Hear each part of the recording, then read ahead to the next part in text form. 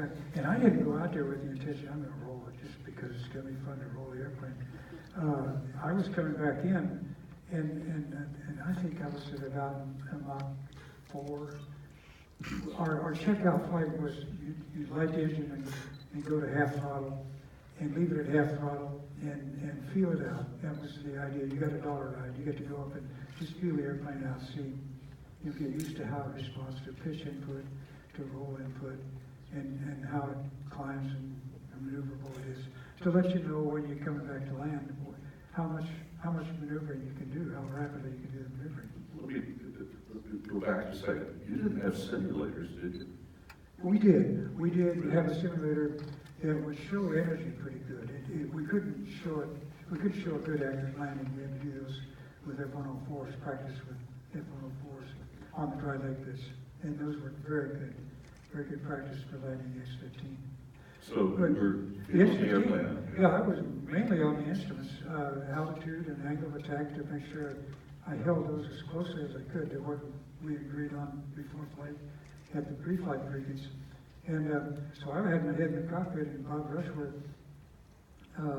he was on the ground watching the ground track, and I remember he radioed, he said, "Okay, Joe, probably ought to knock it off and start looking out the window and get yourself set up for your overhead pattern to come in and land." And I looked out, and I was at 70,000 at Mach, I don't know, 3.5 or 4, something like that. I can't remember for sure. And God, David, I'd never been that fast and never been that high before. And I looked out, and here was the dry lake bed coming up, and it was small because I was so high up. It looked small, and it looked like it was moving, like it was really going by. And I thought, I got to get this summer gun nose pointed down and back into some dense air and speed brakes out and get slowed down. Well, I didn't want to push over to get a negative angle of attack because we knew it didn't really have good characteristics from the simulator. We knew it didn't have good characteristics if you pushed over too hard or aggressively.